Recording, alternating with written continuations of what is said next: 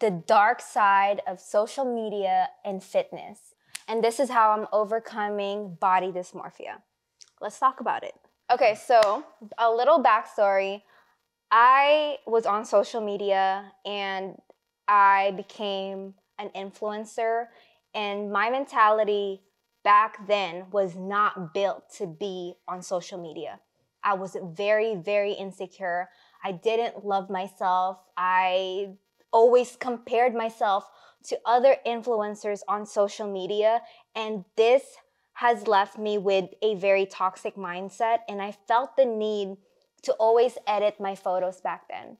I felt like, oh, I needed to be slim thick because this is what's in. This is what's going to make me feel accepted and loved. This is what's going to give me more views by editing my photos. I didn't feel pretty. I always felt the need to compare myself on social media. And it was really bad that I wanted to get so many surgeries done to myself. I even told them, I'm like, I wanted to get a BBL. And I was like skinny then. I wanted to get a BBL.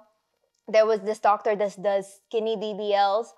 And I wanted to get my nose done. I wanted to get a nose filler. I wanted to get fat buccal removal on my cheeks because I thought my cheeks were too puffy. I wanted to get a chin filler to make my chin look pointy. I wanted to get jaw Botox to make my jaw look more snatched.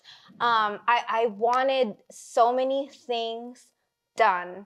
Thank God you did, man. Yeah, the only thing that I have done, by the way, are my titties, which I regret because one side has a complication, but that's a story for later.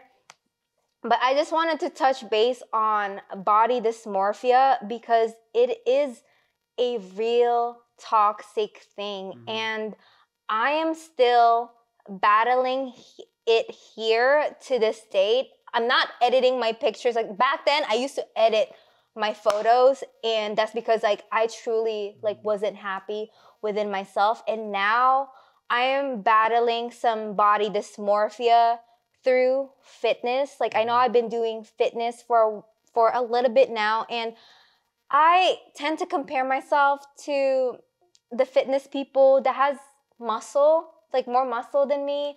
And sometimes I second guess myself because I'm like, why am I fitness? I'm not as ripped as these other women. Like, why am I a coach if I don't have a six pack of abs? Like, I don't have built sculpted shoulders. Like, why am I a coach? Sometimes I be second guessing myself, but self-love, like learning self-love has helped me with overcoming this. Like loving myself so much is a constant thing that I had to work on, and I'm still working on to this day because I want to take care of myself physically and mentally.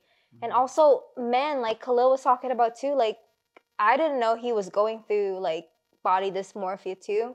Yeah, so for me it was a bit different. I mean, it was the same, but it was a bit different. But back in the day, like when I was in high school, I mean, it's hard to call it that back then, but back when I was in high school, you know, playing football, coming in as a freshman, like you see all these big dudes. I remember the exact day. I remember exactly where I was. It was a passing league tournament.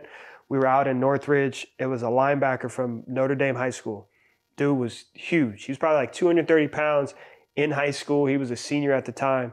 But for me, I was like, okay, that's what a D1 linebacker looks like, and that's what I have to get to. So for me, it was like, okay, how do I get myself? At the time, I was, you know, as a freshman, I was like 145 pounds. So I was like, okay, I got to be 230.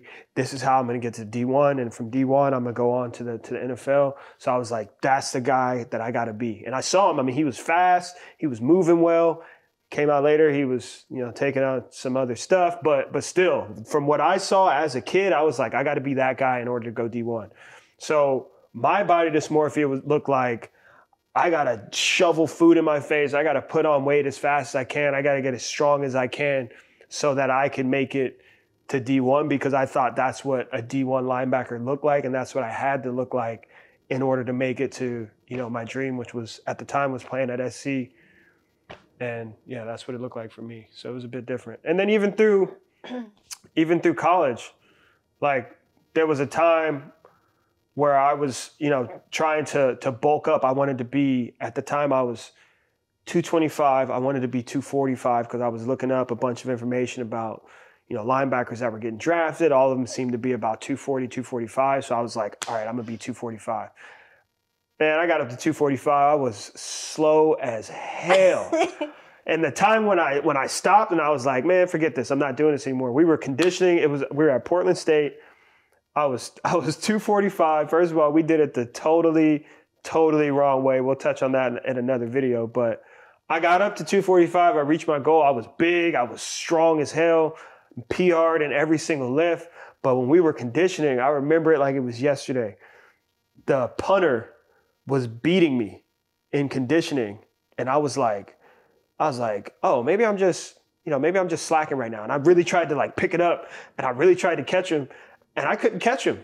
I was like, damn, bro, like the punter is faster than me. Like I don't know what's going on. And then I went and like the coaches was like, hey man, everything good? Like you seem like you lost a step and this and that. And then for me that day, I was like, man, forget this. I'm losing all this weight. Luckily that was spring ball. I got to lose the weight coming into the next season and got to reverse it. And I actually it was a great season because I went through a bulking process and then cut down. But that's, like I said, a story for another video. But yeah, that's what body dysmorphia looked like for me. So you just wanted to be big, like I wanted to make it to the league. That was the goal, and that was always the goal ever since I stepped into high school.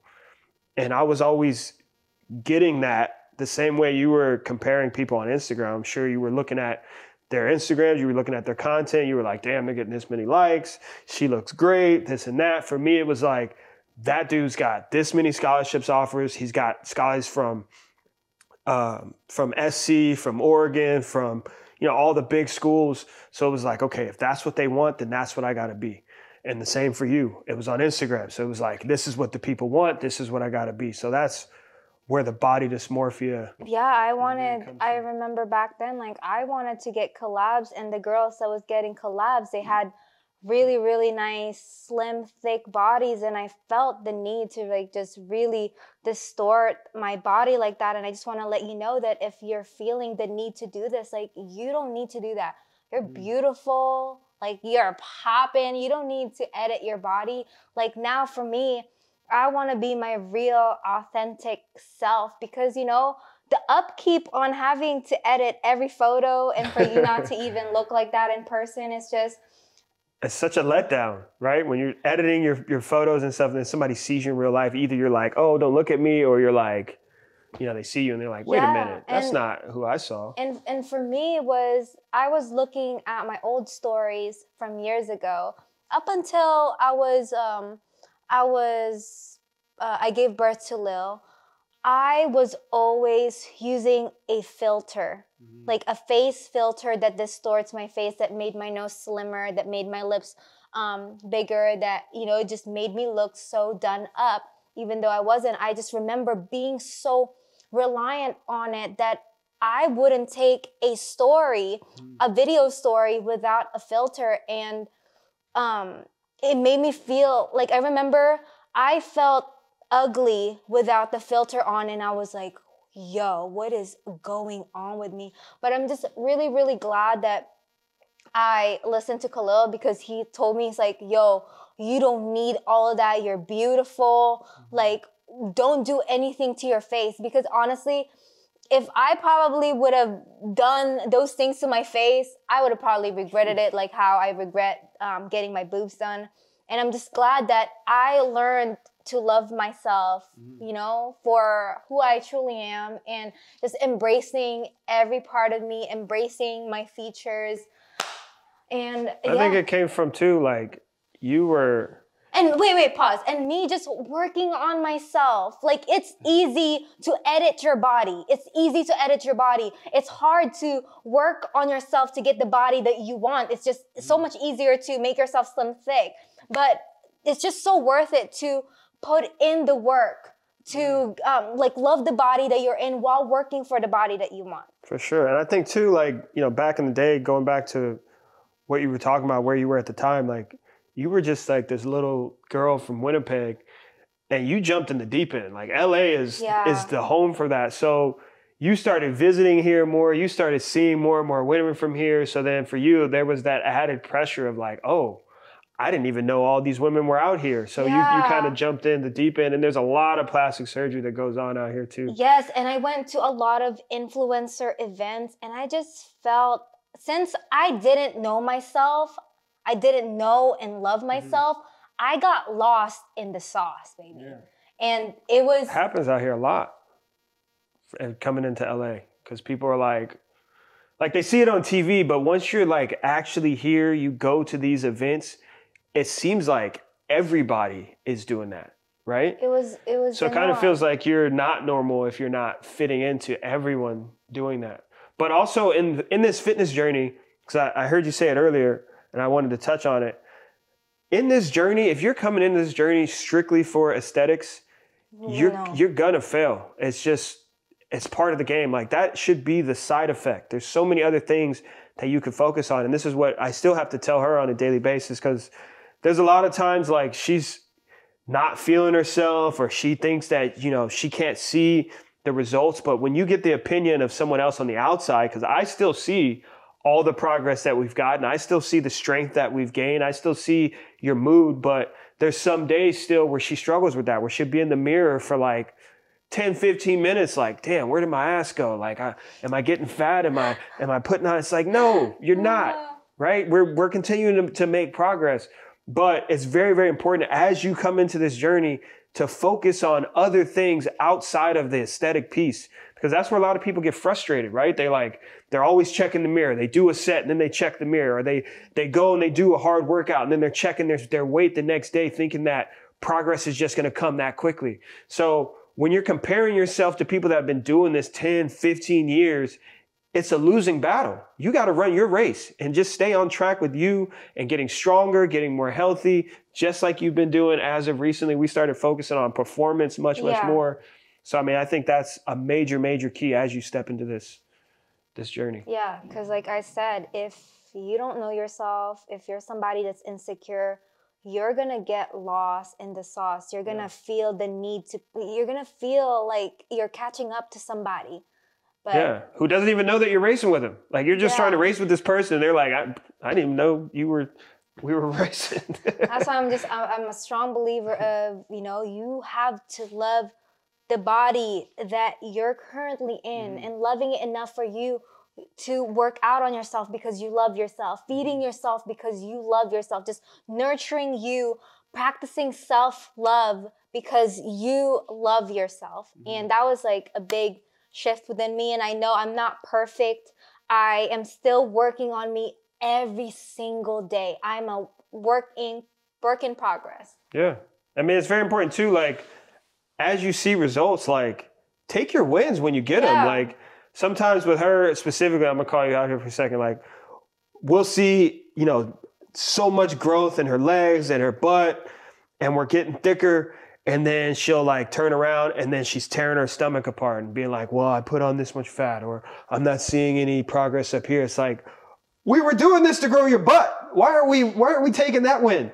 And that happens so often. We see it with our students, our clients all the time, where you're skipping over the wins that you're making, the progress you're making, and you're focusing on other areas. Like you have the rest of your life to work on this stuff. There's a time and the place to work on every single piece of your body, but there's so often, and it happens a lot with women more than men, I think, but you guys will get the win and you'll get what you're looking for, but then you're tearing apart the next piece. And it just leads into this whole self-sabotaging type of deal. And we really got to get rid of that. That's why constantly working on it. Yeah, constantly. It's a constant battle.